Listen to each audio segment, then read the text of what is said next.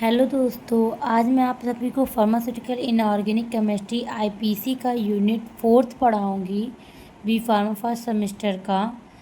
इसमें आपको पढ़ाऊँगी मैं मिसलिनियस कंपाउंड्स के बारे में कि एक्सपेक्टोरेंट, हिमेटेनिक्स, ये सब क्या होता है क्या नहीं। तो सबसे पहला टॉपिक है एक्सपेक्टोरेंट। एक्सपेक्टोरेंट क्या होता है? देखो, एक्सपेक्टोरेंट आर ड्रग, ऐसा ड्रग होता है जो कि रिमूव क्या करता है, स्प्यूटम। स्प्यूटम मतलब बाबू थूक, जो थूकते हो ना वो। तो ये जो होता है रिस्पायरेशन ट्रैक्ट से स्प्यूटम को बाहर निकालता है, उसको बोलते हैं एक्सपेक्टोरेंट। ठीक।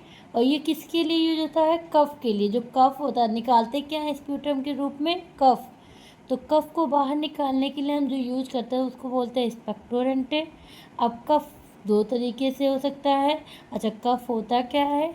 ये साइकोलॉजिकली रिफ्लेक्स होता है जो क्या करता है कि क्लियर कराता है हमारा रिस्पायरेटरी ट्रैक्ट। जैसे हमने पढ़ाया था आपको उस दिन जीआईटी ट्रैक्ट, तो उसी तरीके से हमारे बॉडी में कि रिस्पायरेटरी ट्रैक्ट भी दो ट्रैक होते हैं। एक होता है ओसोफोगस, दूसरा होता है विंड पाइप।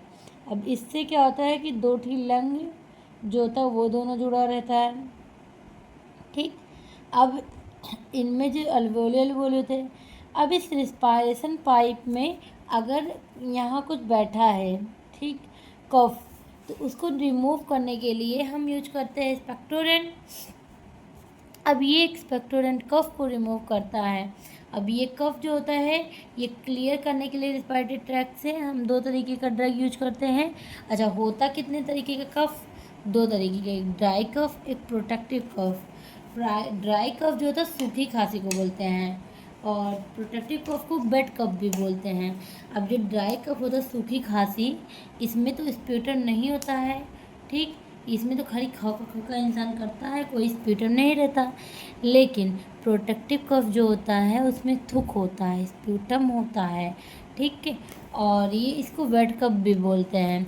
क्लासिफिकेशन देखोगे एक्सपेक्टोरेंट का, तो ये क्लासिफिकेशन जो होता है एक्सपेक्टोरेंट का, वो दो मैकेनिज्म से काम करता है। ठीक।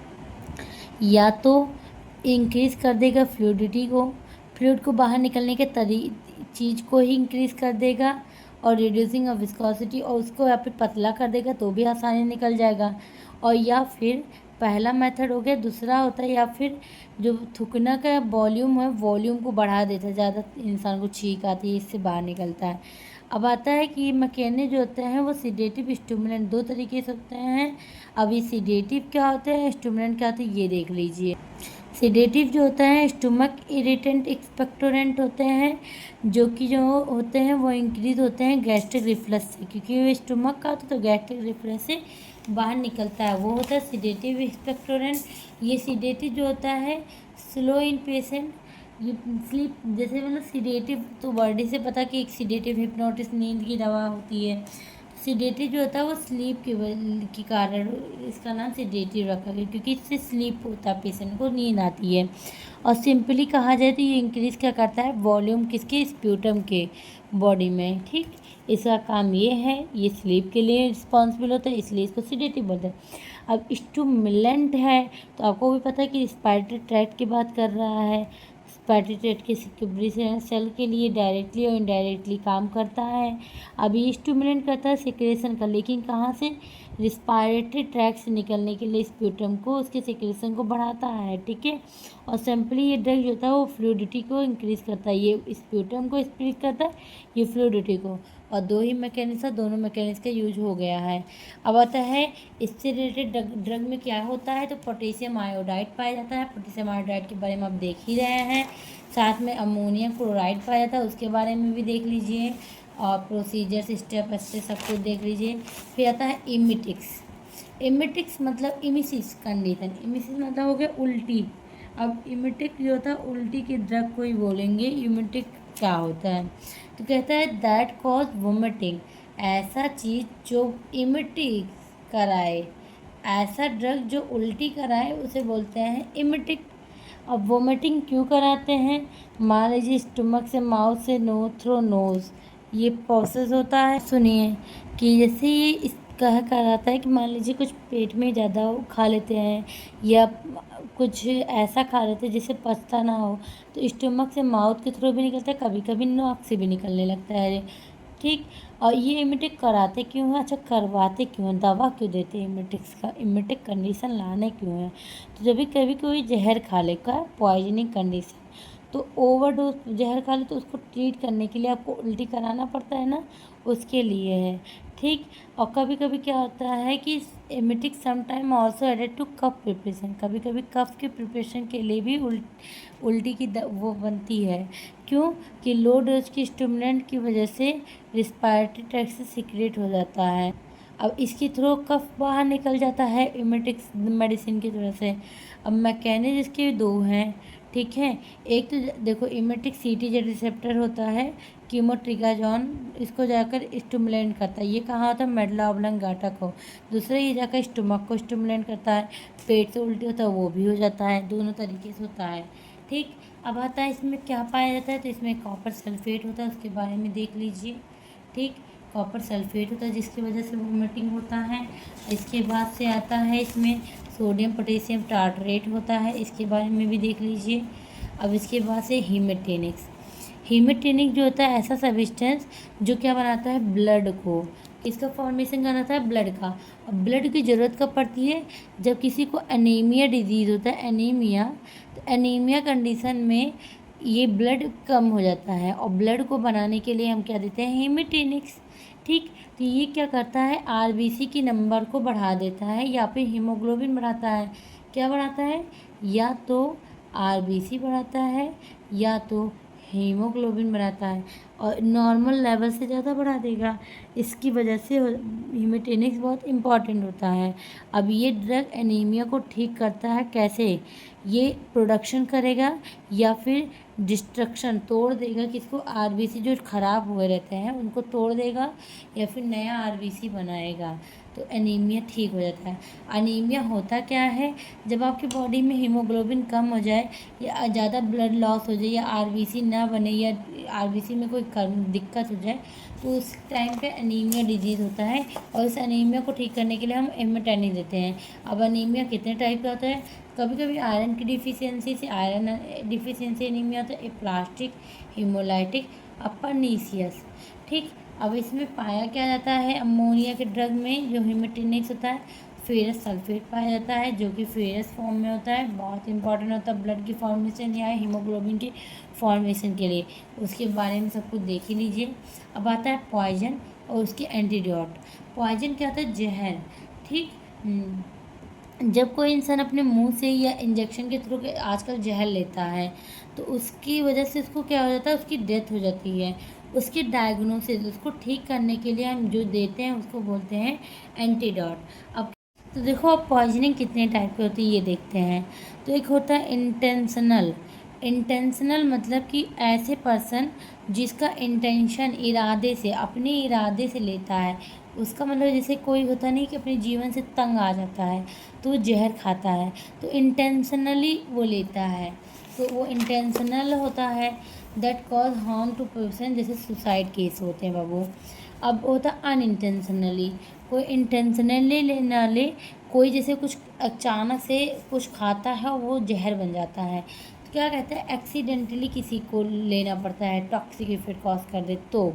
एक होता है अनडिटरमाइंड, कि रीजन क्या होता है नहीं पता रहता है इंसान को, पर जहर ले लेता है। हो सकता है कुछ दिक्कतें ऐसी होती हैं, इंसान जहर यूज कर लेता है। When the reason behind poisoning is not determined, reason उसके पीछे का नहीं पता है।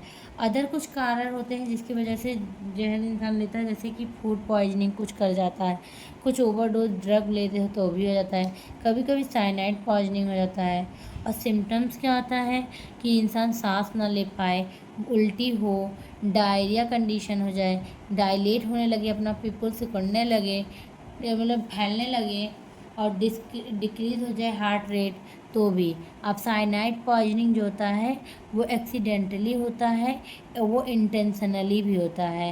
कभी कभी लोग सुसाइड के लिए यूज करते हैं। अब साइटोक्रोम ऑक्सीडाइज क्या होता है, ये इलेक्ट्रॉन ट्रांसफ़र के लिए रिस्पॉन्सिबल होता है और ये सेलुलर रिस्पायरेशन के लिए भी वो रिस्पॉन्सिबल होता है।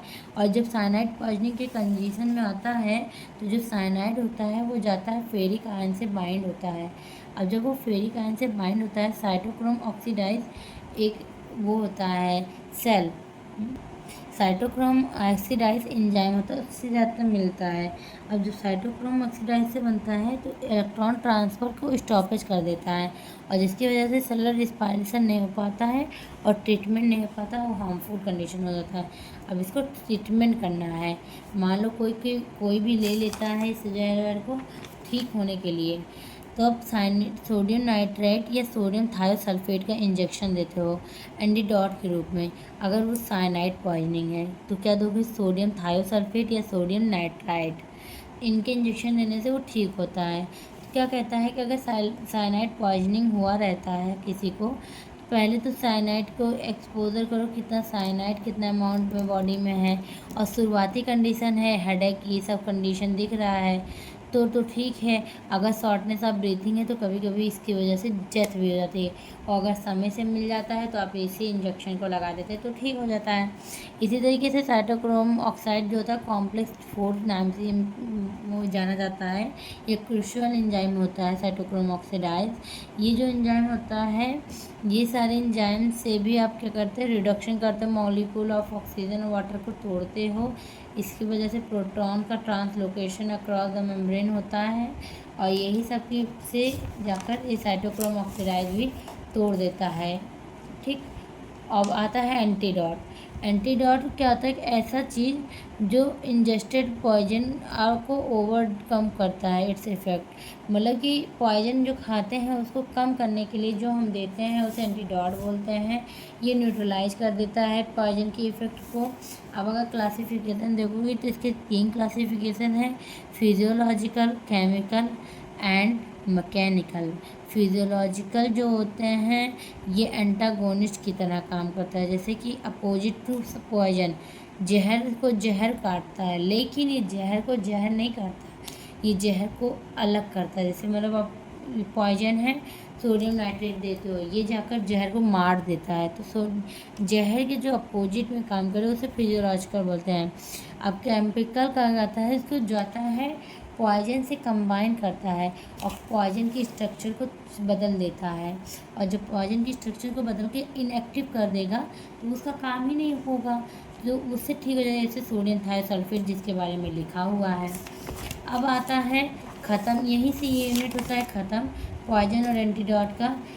और अगर आपको कोई दिक्कत होता है तो आप कमेंट कीजिए, और अगर आपको समझ में आता है तो please like, subscribe and share and follow pharma angel @pharma angel channel.